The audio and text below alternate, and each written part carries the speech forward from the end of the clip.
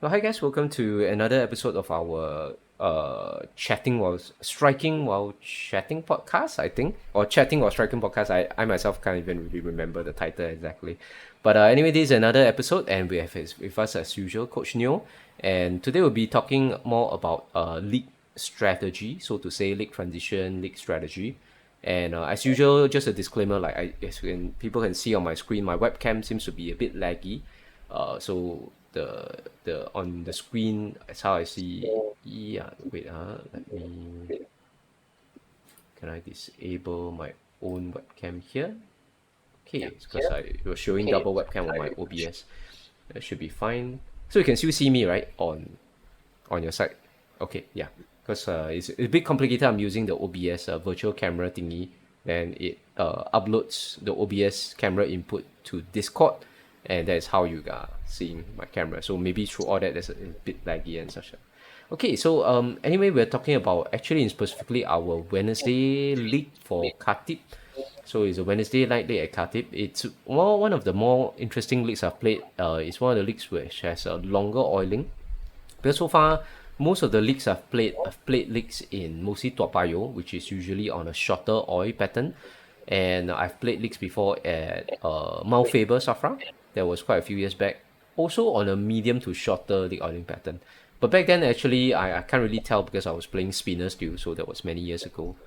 Other leagues I've played at would be mostly like I remember the old chevrons before they the now is Chevron Bowling Alley still there, or is it changed name to I don't think so. I've no not been longer? to the west side in a long Yeah. time. So I Yeah. played also leagues in like Chevron that area. Yeah, when I was a student, and also back then also as a spinner. So as a spinner, we can't really tell what's the oiling pattern. We only know that whether is it we bowl well or not, because whether it's if typically it's a shorter pattern is better for spinners than for longer patterns actually not that great. Okay, how about yourself? You've played lots of leagues. What do you think about the oiling pattern for this Khatib League compared to the other leagues that you are currently playing this season or the last season? So this season I'm in 5 or 6 leagues from Monday to Thursday. So some of the days I have double leagues, but like we mentioned, so I think right now the oiling at Khatib, Super Bowl Khatib is the one that is the longest. But Okay. exactly how long it is, I'm not too sure. I think it's 42. Yeah, Mm-hmm. or what I last heard. So it's either 40 to 42, so it's a medium oiling. Yeah, but Yep. for the rest of the places, especially the trails at Planet Bowl, wow, that is 30, 37 or 39, somewhere around there. It's really short. Then the most recently, I asked the technicians at Super Bowl Toa Payoh, same thing. They said the leak oiling now is 39 feet. So I'm like, 39 will be really short though. Yeah. Because the But normal ones for would be Khatib, 40 to is one 42, of right? Yeah. the slightly longer. Yeah. So 40 to 42 is still a pretty good house oiling pattern. And then for the league wise, there will be a chance that we can go into like the stronger solid balls, this and that. So we can have a wider arsenal to bring. Mm. Because if the oiling is just going to be short, then you don't even need to have strong ball, as in strong solid balls, this and that. Then, yeah, so yeah, pretty happy about the Khatib Super Bowl oiling though. Yeah, I think it's Yeah. other than just a little bit longer, I think it's also a bit how should I say, a bit thicker as compared to the other league patterns also. Thicker and it's more consistent. More The oiling is a bit consist. more consistent. What do you mean by Topography consistent? As in, aside, but like week after week that you go there, you can be very sure that oil you will see oil on the lane, because like some yeah, alleys you get uh like they say yes we just oil the lanes, but in the end it's not. It's super dry as compared this and that. So I think that's one good thing about Khatib, because the manager they put in effort to really close the lanes like hour and a half before the league, just so that they can do the lane maintenance and put up the oiling. mm-hmm, mm-hmm. So that's something admirable about. Yeah, Mm. yeah, So far, I think yeah. Super Bowl, most of the centers in Super Bowl Singapore the league pattern seems to be more consistent, not as in week per week lah. So obviously from day to day, it seems to be a bit different. Like for Toa Payoh Safra itself, I know that I heard from my friends that the Monday one is a bit shorter, then maybe the Tuesday or the Thursday one seems to feel a little bit longer. So much so that he has to actually use different balls. Even though he's playing Toa Payoh League like Monday to Thursday, right? He actually uses different set of balls from Monday, Tuesday, Wednesday, Thursday because of different length of the pattern. But so far, I think week Yeah, on week is probably. still rather consistent. That's like, but I've asked the technicians and then they said it's always the same oiling. So Mm-hmm. probably during Monday is the start of the new week. So they have to save a bit on the oil, and then when it comes to the midweek, there's like, okay, I've got lots of leftover. Just put it out. Yeah, I mean, we will I never don't know lah know. So what's actually there. But I mean, we only know yeah, what when we throw the ball on the lane. So it's like literally what the bowler feel ma. So what the bowler feel is always the most accurate one, right? Because you can literally yeah, throw the ball on the lane, you know that it goes yes, longer, it feels longer, it feels shorter, judging by our ball yeah. reaction. So you have to always go in blind, lor, in a sense. We're always going in blind. So you have to make sure you are well prepped on your equipment. Otherwise, you will really suffer a lot. Hmm. But for example, at Khatib, because that Super Bowl, it's very consistent in a sense. The oiling is always there, so Hmm. you know what kind of balls to expect or to bring, what kind of strategy you want to do your adjustments for from this and that. Yeah, Yeah, it'd be interesting to see whether so next that's season whether something they good about. maintain the same pattern or not, because it's like now that after playing through one season, I Yeah, realized that okay, so if they maintain the same level of oil, the same length and the same thickness of the oil, then I'll probably is able to bring one of my stronger hybrid balls the next season and so on. Then I can use some of my older yeah, balls which are actually a little bit heavier, a little bit stronger. But well, yeah. we'll see how. Even yeah, Sorry, yeah, but the couldn't thing hear you. about most Super Bowls is that it's non-sanctioned. Yeah, Non-sanctioned. Yeah. So, so so there's yeah, only you like wanted to talk top about by sanctioned, no, non-sanctioned. there is yeah, so something that are non yeah, because when you are non-sanctioned, as in sanctioned versus non-sanctioned, right? I think the key difference is in like the foul line and also the ball surface prep, because as we progress like into the games, right, then um you really see the ball surface really plays a part. Some of the ball, everyone knows about the lane shine, the ball return shine, as we spoke about like in the earlier episodes. Then you get to see that really how some of those bowlers, as the ball got shinier, and then they start to lose track of the ball, and it starts to give them that over under reaction, this and that. So when we like when we bowl in proper sanctioned leagues, then it's slightly different, and yeah, so just it's something good, like in non-sanctioned leagues where people can really just switch it up and then surface up the ball as and when needed. Sometimes you after the warm up and then you make a couple shots, you realize, hey, you know, the ball is still going a bit light. You still need you're still lacking a bit of surface on the ball. 3 frames in, you can still add on more surface. So you're saying So that that's something actually cool about the non-sanctioned leagues have either thicker oil or it's like more lower viscosity oil, is it? no, as in the ball surface. So we can always change our ball prep. Oh, okay, okay, okay. You can Because scuff the ball okay, up. You can yeah, so for sanctioned league, that means it's like you can only change the ball yeah, surface in between each game, lah, technically. yeah. Yeah. Then Mm. non-sanctioned league, there's no such rule, so technically you can change the surface in between frames, so to say. Ah, Yeah. Like frame after frame, you can just keep switching up the surfaces okay, okay. until you find something that is suitable. Yeah, but the I mean the Yeah, interesting that's one key thing. yeah, that's one key note that I think a lot of bowlers actually don't take advantage of because I think league bowlers, the majority of league bowlers, 99.9% of them actually don't change their surface. Like I've other than us two of Yeah, us, right? I've never seen uh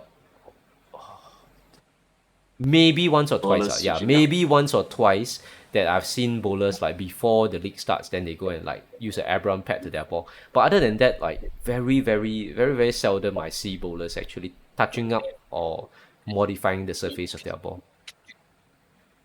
Yeah, but that's why it's a very important strategy that I really like to advocate lah, because as we progress up, so definitely like using lesser use of the Avalon pads of switching our surface is always good, because you have to make proper adjustments. You need to see, to start to read the lane, see how the ball will adjustments. But then when you can use the Avalon pads or any other like True Cards or whatsoever pads to surface your ball, and then it gives you a totally different game. And so if it is a non-sanctioned league, why not make full use of all the advantages and not put yourself in a disadvantage? And True. that's Yeah.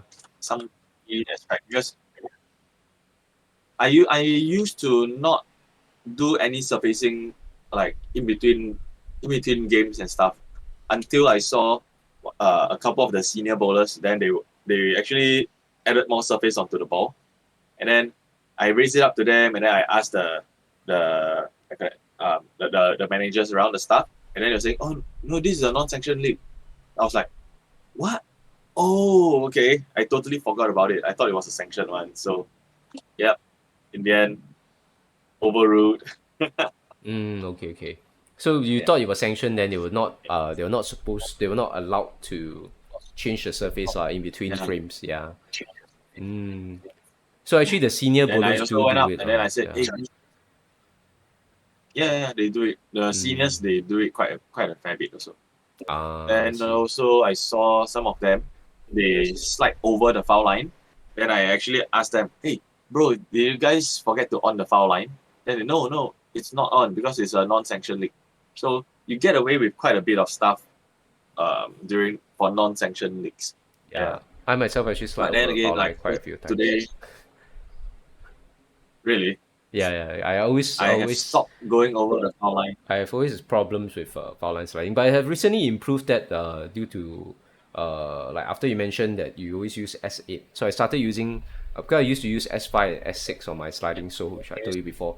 So actually now I started to switch to S8 on the front. My slide is actually more Mm. consistent.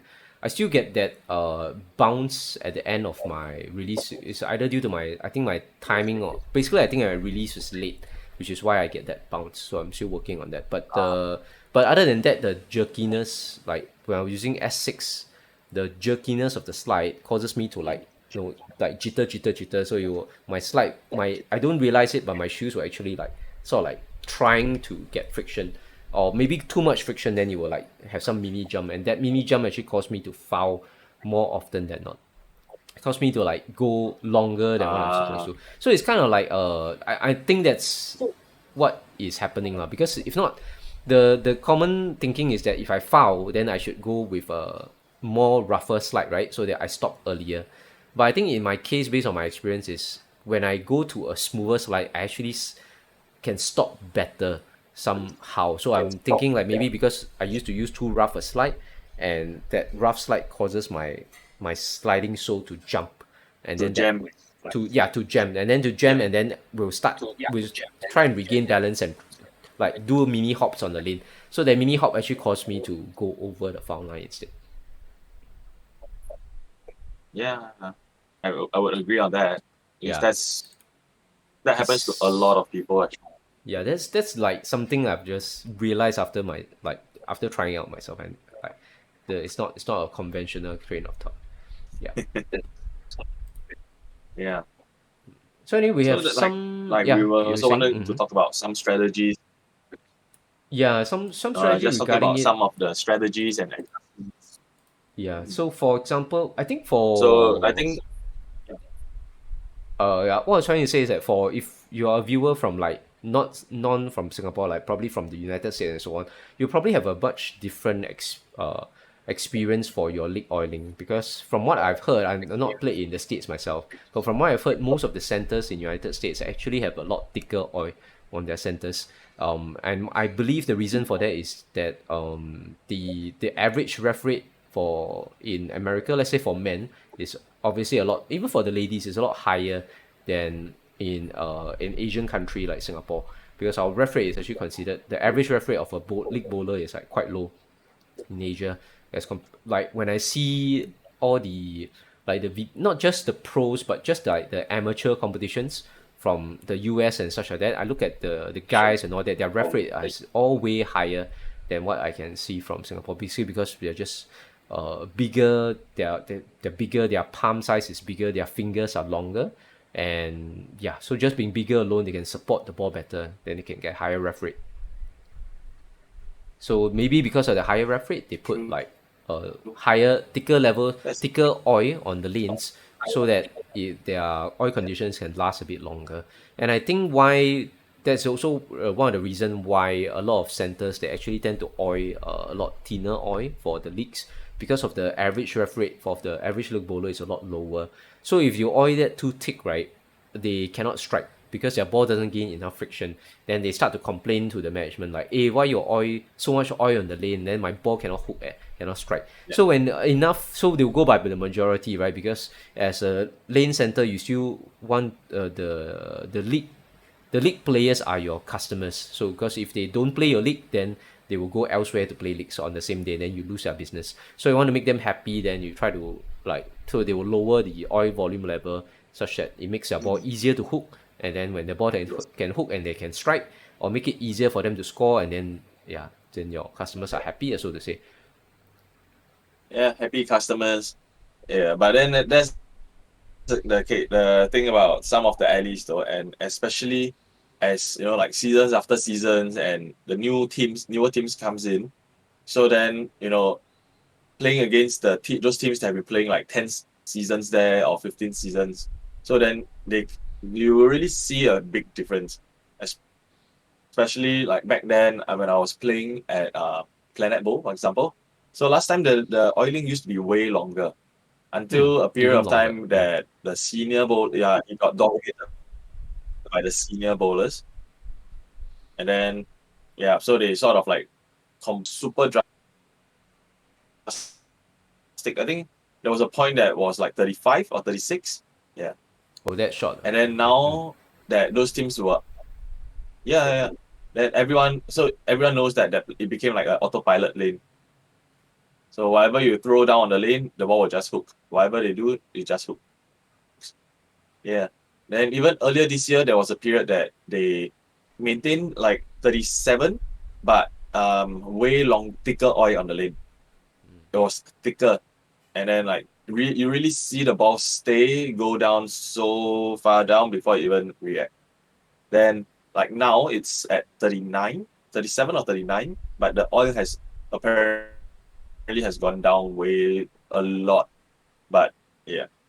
So So that's the for that's volume over there is lah. But lesser. then again, so like as we talk about our Wednesday, yeah. So when we talk about like our Wednesday league strategies, I guess, yeah. So I think for Khatib is a good place because it's very consistent, or it's more consistent than like every week I know, okay, this will be like ball A B C D E, these five balls will be the fixed balls that I will bring, as compared to some other alleys that you really have to go in blind. Yeah. And for Because some of they our change week newer by week, bowlers right? that are watching, they yeah, yeah. They are not those newer ones that are watching. They are not able to adjust their, the hand position. They are not able to adjust a lot to the changes of the lanes or a different condition with their ball. The limited arsenal. This is where any like Super Bowl card tip, for example, it will benefit them because they don't have too many balls to bring. So they are limited by the ball. Then from there, they just have to make like good adjustments as compared to, if some other alleys that the oiling is always, it feels always different, and then you have to bring down a wider arsenal so that in case that day you go down, it's super short, feels super dry, and then solid balls can't be used. You can switch out. But I think the majority of like Yeah, bowlers, even league bowlers itself, I think they still bring like at most 3 to 4 balls. We're talking about the average lah. I mean, yeah, unless you're like super top team hardcore, then you bring like 6 balls and so on. But most of the time, even yeah. if like you mentioned, even if that particular league is famous for being like irregular oiling, they will still bring like 3 balls or 4 balls. So there's still a limit to the number of balls they will bring. Some days I bring two. Yeah. Some days I'll just bring two as a very simple 2 ball tote bag. I'll just forego the solid ball option. I'll just play the hybrid and the pearl, or the pearl and the urethane, for example. Then I'll just book the surface and yeah, make do with it. It works though, especially if you understand the lane, the alley well enough. So like for example, at Forte, so that is Coven, Forte Bowl. That is a place that I know my urethane balls works really good as compared to the solid balls, or the reactive balls. So I will always bring the urethane ball. It's like a permanent slot in the bag. Then some days if I don't feel like playing in some other balls, I'll just even put in 2 urethane balls. Done. 5 game series, all good. Yeah, Yeah. So that is when you know yeah. the like you know So that the oiling is pretty consistent week on week lah. Then you just bring the same balls for that particular league. yeah, especially the topography of the lanes also. Because like if you like for example Coven, I've bowled there for the longest time. So I think you bowl there also quite often. So like when you understand the lanes there well enough, you can just bring that few balls. Even if that particular day there is a bit more oil, you can always place slightly straighter. And then so yeah, you can adjust well to the differences lah. Mm, I mean for lah, roughly lah. yeah, Coven so far I haven't played league there in a very long many years already. The last I played league there was many years ago. But I always bowl there for training. That's yeah. all. For their Mm, house oiling lah. Their house oiling hooks quite a fair bit on the extreme. I mean the outside, but there's still yeah, enough oil in the middle to go long. It's yeah. pretty I mean Mm, it's consistent now. I train there often, practice there often, so it's pretty consistent. Okay, let's move on to talk about like yeah. strategy. So we do have like some clips. I think in not in order. I'm going to show the clips on screen. But general strategy, like to start off, is like I mean, I would advise most bowlers just to start the most right you can go with a solid ball. If the lane pattern is a little bit thicker, like in the clip here that I have, it shows actually Coach Neoh playing. I think he start off with the gem, right? It was the 15-10 line, if I'm not wrong. Yeah, yeah. Just I can't see the video Yeah, I though, can't see the video, but but it's yeah. like if you Is it the remember very from the your first game, do you start around those lines? yeah, yeah, yeah. So Yeah. I usually actually at almost all places I will stand at 25 and then I'll just play a 15-10 or 15-8 depending. Yeah. Yeah. Because that is your benchmark Then line.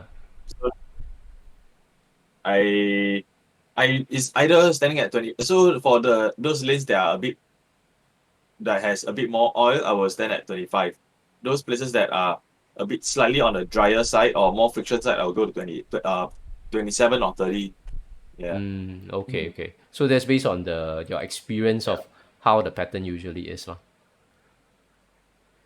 Yeah. Yeah. So it's like So either so that the day two at Khatib, it wasn't what? just like it wasn't just didn't feel right though. Went in, went in, but into the game, but wasn't exactly prepared. And then like until later, so much later in the game, then I realized what was the cause. Yeah, Remember yeah. So it was like last your the Wednesday. thumb tips and all that. Yeah. So it The, was fit issue lah that caused inconsistency in the delivery.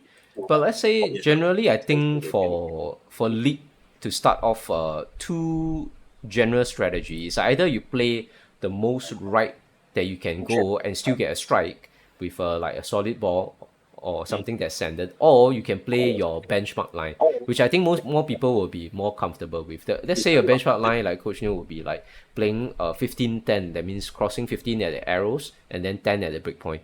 Then you just start with your benchmark line and see how your ball reacts. If the ball doesn't hook enough, then you just move a few boards to the right with your feet, and then you still maintain 10 at the break point, and then you try the second shot and see again. Then if the ball is if it overhooks from your 15-10 line, and then just shift a few boards left with your feet, and then you still aim at the same break point at 10, and then you send the ball down and see how the next shot reacts. So that will be I think generally a good strategy. Let's start with your benchmark line. You always have your favorite line. Start with your favorite line and then adjust from there. Or if not, then you start with the rightmost. I remember I think there's a video I watched. Chris Barnes got asked this same question before, like how do you start like on a sports pattern, or I think they're talking more about sports pattern or tournament or PBA patterns and so on. Then I remember Chris Barnes saying that you just throw the most you just go the most right that you can go while your ball still hooks, as in that means start the most rightmost. And I think Chris Barnes is really good at that. He always play on the outside, the rightmost part of the lane first. Then he will just gradually move in. But he always has room to move because he always starts from the right. So no matter how late the tournament goes, he will always have room to move to the left. He won't be caught out whereby there's not enough space for him to shift left anymore. Even though he can hook the ball a lot if he wants to. Yeah. So in my opinion, for Chris Barnes, right, he's slightly different. He has an advantage because so from like what I've read, what I've seen and spoke to him about, he's a person that plays the back end really well. So playing the back end means that he controls how much hook he wants to get. So unlike like most of the power players nowadays, they are just trying to hook the lights out of the ball and to hit it as hard as they can, and then they just pray for the reaction down the lanes, which is something I would say something is really missing lah. So, but like for Chris, so for he's a really good player that plays the back end, so he can start straight very far outside all the way until very deep in the lanes, and yet he can still play that whichever line he wants because of the back end. Once you control the back end, you control the game pretty well. Then definitely the modern day equipments will help even more. Yeah. Yeah, so I think what you mean by controlling the back end is that he can control the ball motion down the lane, especially on the last 1/3 or the last quarter of the lane very well. That means, let's say he want to play straight down, he can play like 5-5 and then still get the ball to hook into the pocket. And then if he wants to like hook a lot, he can go deep in, play 4th arrow, then send it out to board 10 and still get the ball to come back. So he has very good control over the ball motion based on his release. So he can tweak his release, he can tweak his ball speed and stuff like that. It's mostly from the follow through. Follow through, okay. Mostly from his follow through so follow through is the key thing that gives you the back end. And that means from his follow you can through, the try ball some will go like or even longer some of or our listeners. Yeah. So like for example, really just welcome people to go and try it out. So when you really after the downswing, instead of raising your hand up to here, right, try to just to stop here. And another shot. Once the ball clears your thumb, you stop. Yeah. Stu Williams stops just about here. Yeah. And you can see that the ball it don't go very, very far down the lane. Once it release, it will clear and then it will go into the hook, the roll phase immediately. So you will kind of his is a slightly different you will kind of like go into for you'll pick up earlier lah, so to say, if you cut down on the follow through. Yeah, but like for Chris or for some of those other bowlers that has that very nice complete follow through up here, or I call this the Michael Jackson nowadays. Yeah, so when they raise it up high enough, the elbow is at least parallel to the ground, you get a really good back end. Yeah, so this is a key thing that I've learned over the years playing leagues. So some days I'm always the anchor bowler, sadly, or most of the time. So then you want to control the scores, try to get really good count even on the first shot, either a 9 or a strike. So I always try to raise it up as high as possible just to keep it up there. It covers you a lot on like gives you more room for error, just as like more rev and stuff like that. But when you raise it up like that, typically It also helps you to are lifting the ball more, right? yeah, yeah. Yep. So So that's the why it gives you more back, yeah, so when you lift the ball and more, because obviously, you have the lift. yeah, with the lift, the ball will read the lane at the back a bit stronger, and then you will come back a little bit stronger. So that gives you room for error, as in Yes, you're not afraid of the ball not hooking, so to say. Like if you have a very strong, you just follow through yes. fully, then you are quite sure that as long as you, Got to follow through.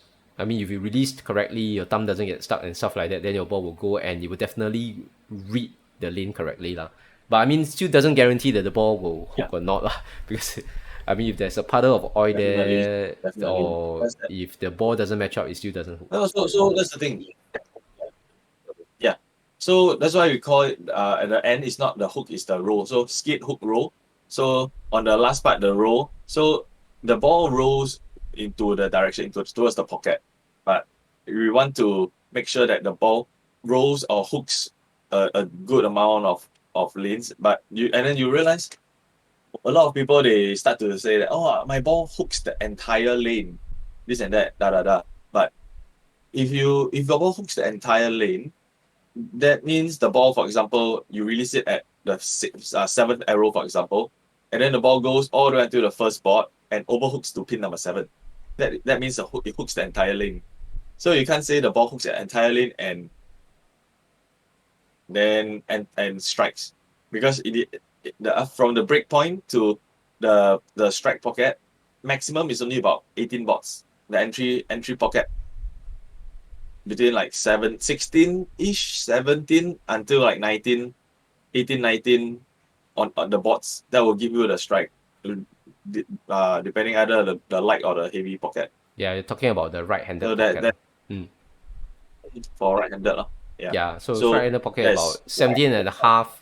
Like that means your ball has yeah. to hit the pins 1 and 3 at 17 and a half boards, either 18 board or the Mm, highest you can go is like 19 board. If you go 20th board, obviously it's yeah. probably a split. Yeah. Yeah. 20 right through the nose. Yeah, but like we mentioned, so we deviated slightly. But the thing is, when it comes to strategies of league, so like what would be your strategy? Like going Generally, in. as I mentioned, start as either as right as possible, then with a solid ball or yeah. But even if you're not using a solid ball, just when you start as right as possible, let's say you're using like a hybrid ball, you're still taking oil off the lane, so you're still drying up the right side. So as you dry up the right side, it Mm, just gives you more room for error when the line dries up and you start to shift left. You'll find that even if you miss to the right, it will hit your O line and then you will start to hook and pick up. So there's less chance of your ball missing right and going to the gutter, which is I think what most people are afraid of when they shift left. They're not afraid of they are more afraid of the ball going to the gutter than just like not striking. Yeah. yeah. So for this, right, I really suggest for most people to go and try, really go and try the one bot challenge. So try to Mm. get the ball as far right as you can, regardless of you getting the ball into the gutter. Just go and try it out. So once you are really confident about really sending the ball out, that's where you can start to play more angles. But definitely some of the alleys, they have this OB area, so you can't get the ball out to as far out. But otherwise, if your ball speed is slow enough, the ref rate is there, it will still hook back. Yeah. So Okay. So to illustrate what's the yeah. one board challenge, maybe let me try and search it on YouTube and show because like not a lot of people actually know. I only know about it There because is I saw a video on it recently. I think EJ uh Tackett, the one bot challenge. uh Is board it him? challenge. Let me see. From EJ Tackett motif doing the carbide tank. Uh, no. Let me send you the link.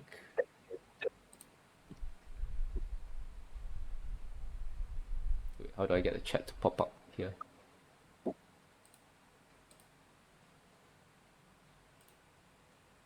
Hmm? Share screen. Let's connect.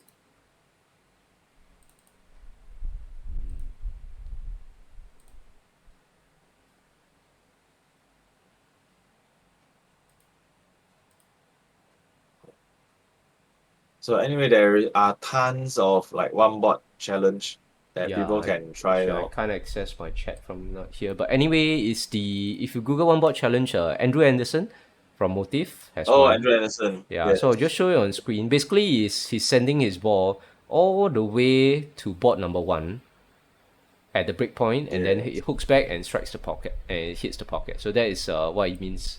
What Coach Neo means by the one board challenge. So obviously, Yeah. if you don't have the same ref rate, you can't play as deep as Andrew Anderson, but you can still like maybe play like a lot more to the right. Right, you can like send the ball maybe from fifth arrow all the way to one board, and then let the ball hook back to the pocket. So there's a more reasonable way to achieve the one board challenge. Yeah. So that's something cool though. Yeah. Maybe we should have a challenge like that. One of these days, we should hit the alleys and then let's go for the one bot challenge Yeah. Last time when I was coaching ourselves. one of the secondary schools, I think actually I didn't come up with this drill. I think I saw some of the PBA bowlers actually came up with this game or drill. Which are the five arrow. Yeah, so called the five arrow or the all arrow Oh, challenge, where you had to yeah. strike from going from first, second, third, fourth, fifth, six, and seven, and then back to first or something like that. So I give the students Yeah. like the five arrow challenge. They have to strike from first arrow, second arrow, third, fourth, fifth, and then sixth. So because that group was a bit better lah. Those were like academy bowlers. So I see that they're quite bored during training, so I give them that challenge. It kind of occupied their time, but it also showed their inexperience in managing the lanes. Because since they're mostly Mm. two-handers on that team, boys, then they started from the deeper arrows. I think from third arrow, fourth arrow, and then fifth arrow. So once they are able to strike third, fourth, and fifth arrow, right, then they had to go to second and first arrow, and then they couldn't find the Yeah. strikes from second and first because they already burned up the lanes. Then they had to resort to like Yes. throwing plastic ball to try and strike from second and first. But it was a good experience for them lah, to learn. Yeah, so that's one of the games that I Yeah. would Yeah. recommend. I've done this very many years ago. Yeah. It's really good. Yeah, because Let's do it. Let's do yeah, it. because that challenge means like you actually have to manage the lanes very well. So for what it means, right, is like that means you have to your ball has to go through first arrow, that means board five, and then at the arrow zone and then strike. And then you have to go to board 10 Yes. and strike, then the third arrow, board 15, strike, board 20, strike, board 25 and strike, and then if you're good enough, then you can play like the sixth arrow. But most people aren't that good because to play the sixth arrow, you probably have to like loft the gutter cap, or Yeah. your ball has to land really close to your left feet, which actually not a lot of bowlers have that level of fundamentals to be able to do that. So six arrow, you can maybe give it a miss. You can give yourself a discount. Let's say 5.5, five arrow, and then maybe you Mm. can strike from 5.5 arrow, and then you can complete the challenge like that. So for that kind of challenge, I would do it from the right to the left, whereby I will start from 5-5 first. Then if the lane doesn't allow you to send your ball down, like your ball always hooks too early, right? Then you can try with a plastic ball, because a plastic Yeah. ball, and then you need to learn how to like tweak the ball speed. That means you have to send the plastic ball fast enough that it doesn't hook on board 5-5, and then it hooks at the back end. Then after Yeah. that, once you get Or you can your use this. strike, yeah, on the first arrow, and then you go to second arrow and third arrow and so on, which is the typical, a lot easier. Second and third arrow obviously easiest. Most people play around those lines. Then fourth arrow, fifth arrow will be a test of how you can get the ball to come back. So there'll be like maybe you can adjust your ball speed, slow down the ball speed a lot, then send the ball through fourth and fifth arrow so that you can slowly go through the break point and then still hook back. Then you also test your ability to generate axis rotation on the ball. Because if you don't have enough turn or axis rotation on the ball, when you play fifth arrow, even if your ball is slow, you will just go straight out and then you just straight. It doesn't hook back. Then yeah, so you test the bowler's ability Yeah. to generate that enough axis rotation to make the ball come back from fifth arrow. So I would say this is a. Would you suggest this for bowlers to practice? To prepare themselves for leagues. For league, I think not necessary, because I think this is a more intermediate level kind of skill. I think for like if a bowler is or playing a lot of different leagues. Like for example, for like you, right? If you play a lot of different areas, like you travel and bowl like 5 different leagues, then this is a skill that I would recommend the student to learn, because that means they will need to learn how to manipulate the ball motion and ball speed at different centers, at different lane with limited equipment. Like because every center they go yeah, to is a different oiling, or if they're starting to yeah, go for like tournaments and all that, then yeah, that's when we are starting to play on sport patterns. Then they have to learn how to play first arrow, second arrow, third, fourth, and fifth. Because tournament patterns typically see a lot of change, a lot of change in the area that they play. Then also, yeah, it also yeah. depends on the pattern that they issue on the tournaments. But yeah, for more Mm, bowlers who either league bowlers who travel a lot, or bowlers who are starting to get into tournaments, then they will have to learn it. If they're like a regular league bowler that only plays one one or two leagues, then they always know the pattern. Then I think it's more important for them to actually sort of like understand that particular league pattern. That means what surface to use, what ball to use, and what surface to use for a start. like And then as they transition, how many balls do they need to shift left? Then do they need to surface the ball again, or should they when they shift left should they change a ball and stuff like that? So it's more like yeah, more fine micro adjustments for their particular league condition. yeah, yeah, yeah. Sounds like sounds like it. So even like for example, yesterday coming out fresh from last night's league, which I did pretty well. So this is something that I've been trying to understand from the league there, bio last night. It is where I with a pretty good mental prep, thinking, okay, I need to do this. I need to make sure that I start off slightly more to the right side, uh, get the lane to dry up. But then, so I went down with my jam, my solid ball. But upon there, so that's where you see who are your opponents. And then I had two of them that both near more to the right side, and one left-hander. So the two right-handers, they were really just focusing playing about 1.5 to set the about 2.5 arrows. Hmm. So that's their laydown. So because they some of them are still not that accurate yet. So yeah, looking at how they play, and then my two other teammates, they're also right-handers. So basically, plus myself, five of us are playing the right side. So I didn't really have to burn up the like from the 1.5 all the so about seventh board all the way until like 12, 13 board. The other four guys would have burned that up for me. So then Hmm. I could just ride on that. Like I told you earlier today. So that's where yeah, my strategy going in was to always be one step ahead of their transition. So when they were playing, for example, 15-10, for example, then I was ready at 16 or 17-10. So I was like always moving slightly ahead of them. But I know that by the time they go there, it will be a little bit drier for them, and yet for me myself, I can still play the fresher oil. And towards the as the games progress on, then I know I actually told the opponent's anchor bowler, that now it's the mid of game two. I need to use my pearl ball, or it was my UC3. So I told the anchor bowler, but I said, but I'm not going to change. I'm just going to be stubborn. And true enough, the solid ball didn't hold up well anymore. So then the scores like it started to go down 201. Then riding on to the game number three, I still insisted on holding on to that ball. Just with that minor changes, it doesn't work. It did so. I had to follow back into my game plan, switch up to the UC3. It works immediately. So then you start to see the opponents start to struggle on getting the ball to the right spot, because there were four of them fighting over that same 3-4 bots. That so it's so dry for them. Until the very last game, I went into instead most people will step down. I step up into a Pearl Maestro, a Pearl Physics. So that's where it's a really strong ASIM ball.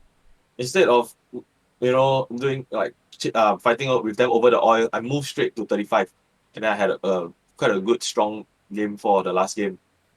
So you start to like you plan up your equipment really well. You can progress up, or you can even play whatever parts of the oil that you need. This is something that I think our viewers they will want to know also. So generally, it's like, I mean, the few points, like if I summarize from what you mentioned, is that first you notice that most of the opponent bowlers were playing like a certain spot on the lane, right? They were playing first to second arrow, and Yes. then they have a similar breakpoint. So you don't want to fight with them over that line, Yes. so you play to the left of them, to the yeah, to the left of them. So Yes. but you If always not, there know, will be a so cliff. when yeah, so called. Yeah, clear. So when the opponents actually shift to your line, do you still stay on the same line, or do you start to shift deeper? I will let them like go one or two shots on my line. Then I start to move in. Okay. So you will, at most you will just stay Yeah. one or two And shots lah, and then then start to so move in. not overly driving. Yeah. Yeah.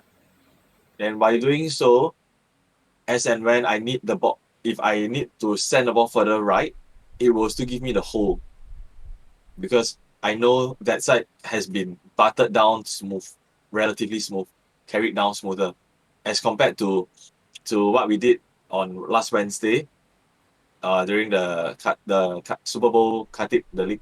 So that one, the adjustment wasn't that good.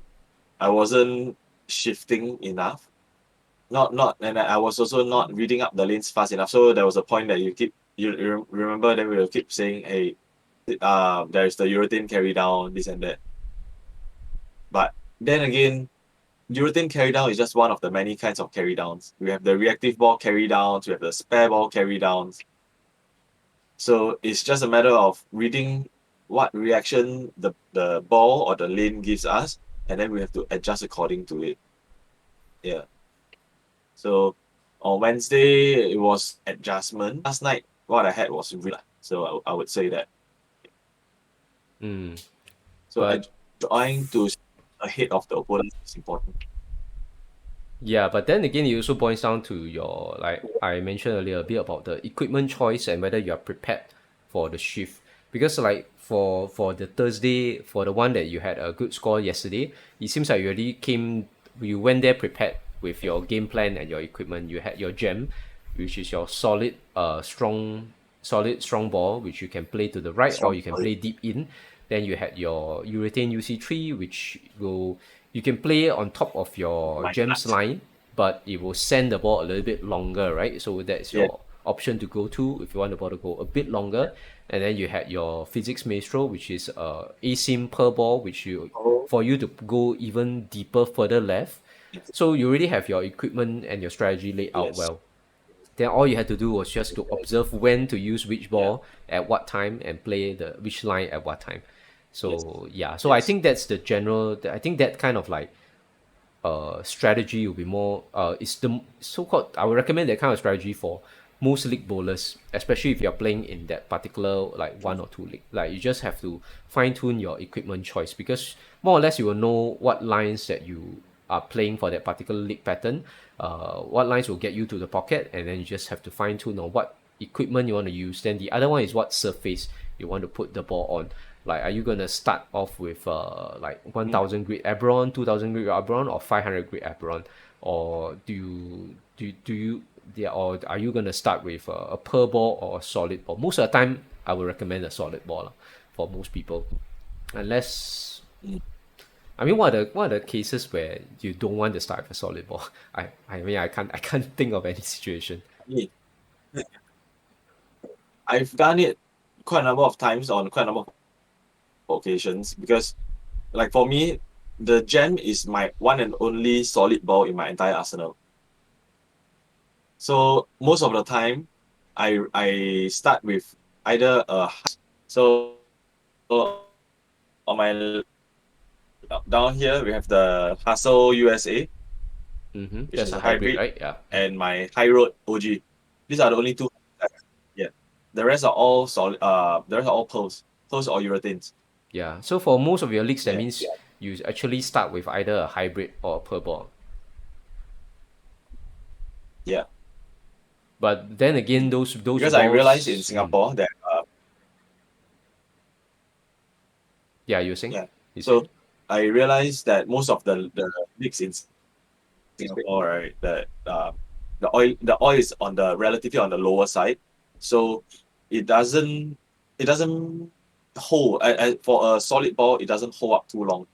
After about halfway through the first game or towards the end of the game number one, you start to see the ball transit. The transition is really there. It's so obvious, and if you don't adjust, you're going to suffer. So instead, I try to delay the transition. So I go into the pearl or a hybrid or even a urethane ball, a strong urethane. So at least it helps me to hold the front, delay the transition there, and also inevitably delay the burn.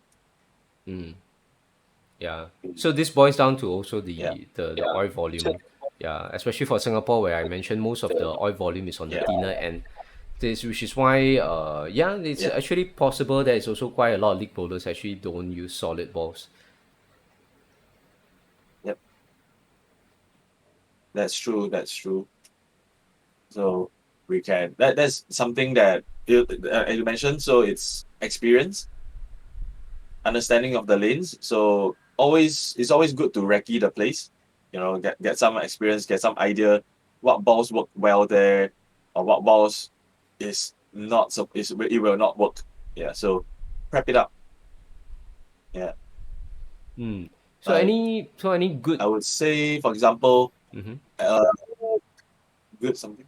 yeah, Oh, go as ahead. in Go ahead first. any good. I was thinking like how can bowlers like league bowlers prepare like for their. I mean one way I could think of for them to prepare could be they could, if they are familiar with the mechanic, they could ask the mechanic to oil that particular day league pattern on their practice pair, right? For example, let's say you regularly go to this center and bowl, you bowl their leaks and so on, then you want to like practice on that particular oiling pattern. If you're familiar with the mechanic, you can ask the mechanic to oil your particular pair of lanes with that pattern for you to practice on during your regular practice session. That is one way. I think then other than that, Yeah. if you don't have access to that, then the only other way is to so-called practice on league itself lor. That means only during the league, then through try and error, then you can bring down. So There's, maybe, there's basically the third option. There's a third option.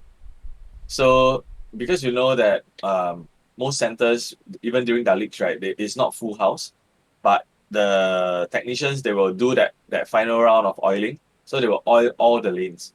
So you can actually use the spare lanes that they have, or once the league ends, then that buffer lane, the pair of buffer lanes, you can straight away go for that pair of lanes. So you still get the fresh oil, test all your equipments. yeah, that's true. That's true. So like when league ends, that means after like 10:30 all that, you can take the lanes on the buffer lanes for practice. Then you Yeah, can practice on yeah. the league pattern itself. Mm, that's true. I never thought of that. Mm, Then, as you mentioned, if the league is not full house, if they take half the alley, then you can take the other half of the lanes. Just get a pair of lanes there, and then just practice on the transition.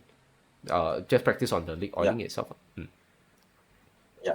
So there's something good. So or the other way is like, if you really don't have the time, you can always just get a friend to go down with you. So or especially during the league itself, get your friend to be your spotter. To Yeah, sorry, suddenly cut off.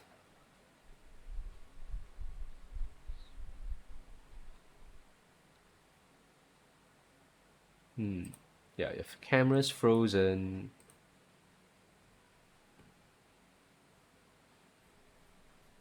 okay. I think we may be experiencing internet issues. Maybe I can end the call and recall.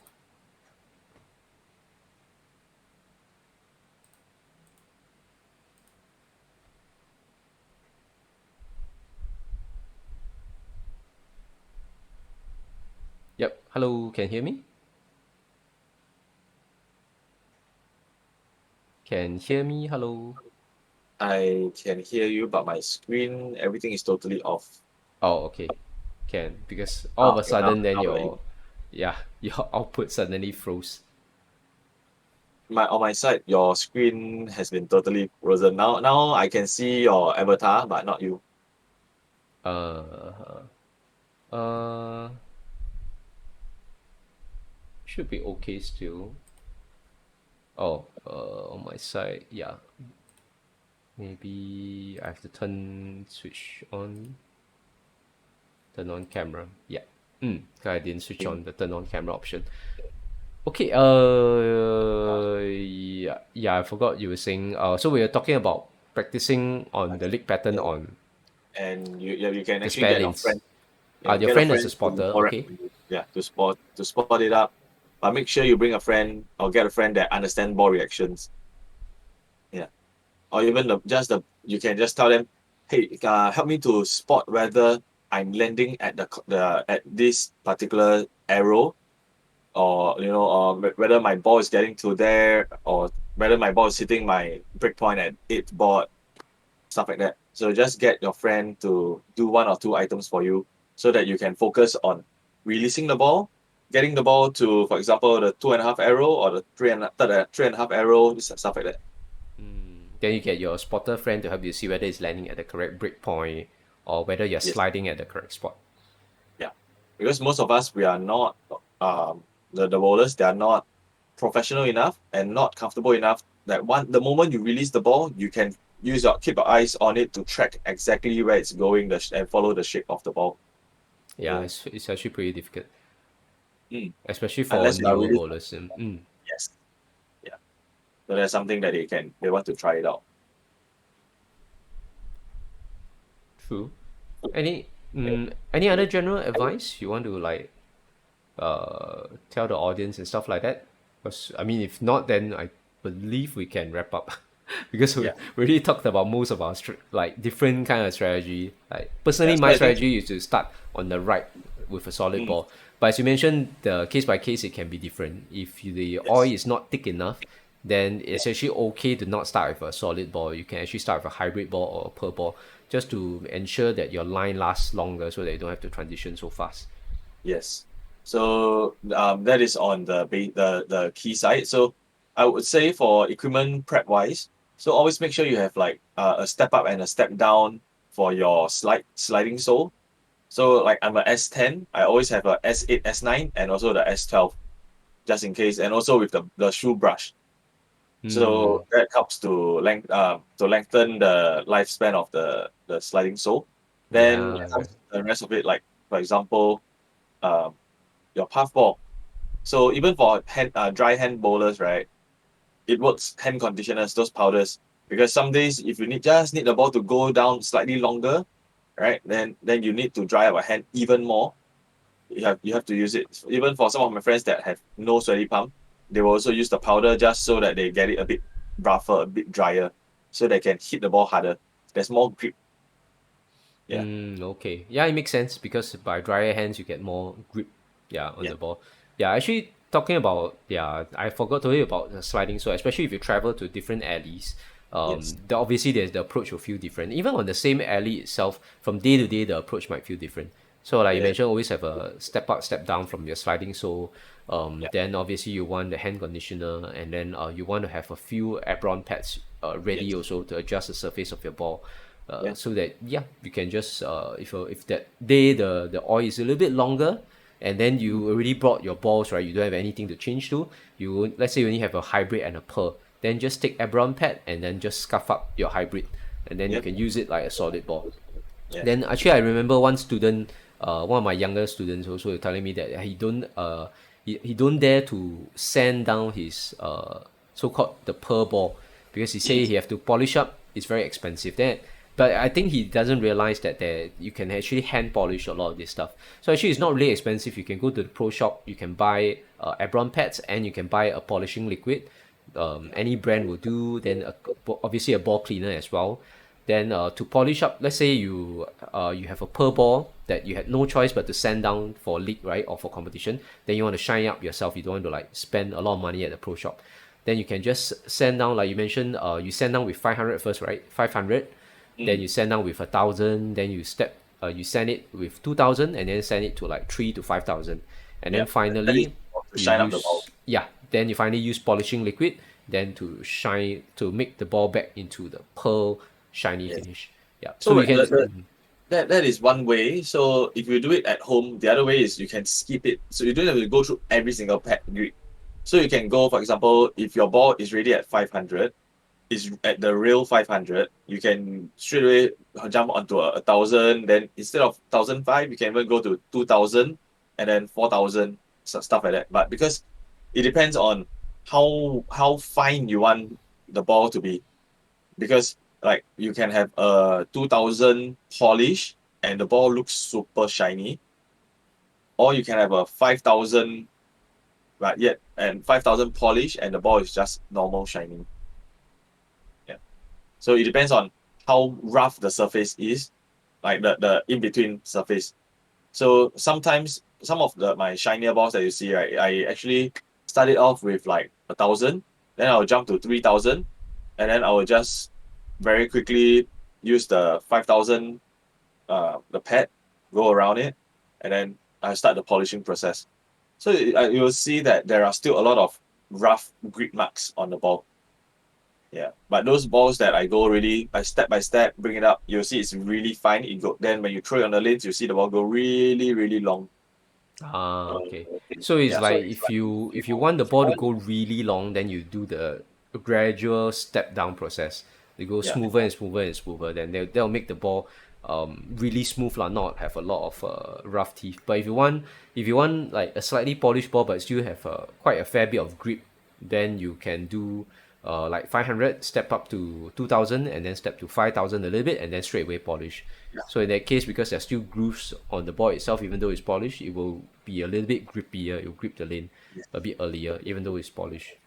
yeah, Yeah, so it depends on what you want. But yeah, so it's like yeah. So just bring everyone pads. So bring everyone pads. Bring sliding soles, shoe yes, brush, hand conditioner. Yeah, puff ball. Yeah, those are good accessories for league yep, play, competitive play as well, especially. yes. Yeah, so all these are the key strategies, and I really advise people, most of our viewers, right, really to try and follow. For example, really try to practice your preferred line, and we call it the benchmark line. Then from there, move right about 5 to 7 bots, and also move left another 5 to 7 bots, or 5 to 10 bots, to try to practice and widen your range. So you have your A game, and then after that you have the B game and the C game. Mm, yeah, I think that's a good advice. That means you just start from your benchmark line and then you just shift right and 5 bots, and then you shift left another 5 bots and shift another 5 bots. Then just practice playing those different areas. Oh, suddenly we lost Coach Neil, I think. Try and calling him again. Oh, ring. Or maybe we just lost his camera feed. Yeah. Mm. Yep. Yeah, can still hear you. Yeah, just lost your camera only. Oh, okay. Yeah. Yep. Today your Wi-Fi is not playing nice. You know, it's mine is all good. Eh, Yeah, you can because see it's blue. Yeah. like I mean, blue doesn't mean anything, like just that it's transitioning. But because earlier you're in the call, like some of your voice cut off a bit. So there's a sign that the internet connection is Yeah. not very smooth. Yeah, Yeah, lah, I guess so. Because my side here is still raining drizzle. yeah, it might affect. Maybe I'm not sure. Yeah, rain always affects the transmission. Is it? Mm. My side. Okay. Okay. For me, because I'm using wired, so Oh, I mean yeah. yeah, so I drag extend the LAN cable all the way from the living room modem from the router, and then go through the room door and then connect directly. Yeah, wired Uh, connection obviously the most stable. yeah. Yeah. So I don't know. I've never had this problem in my room before, and this is the first time. Yeah, maybe you got the rainy weather. Yeah, anything else to add? No, not really. All right. So if not, then we'll wrap it up for today. Mm. So yeah, so it's a bit of a shorter session. Yeah, so it's all talking about league, and then we'll see you guys next time. So just go out and enjoy bowling, guys. See Yes. ya.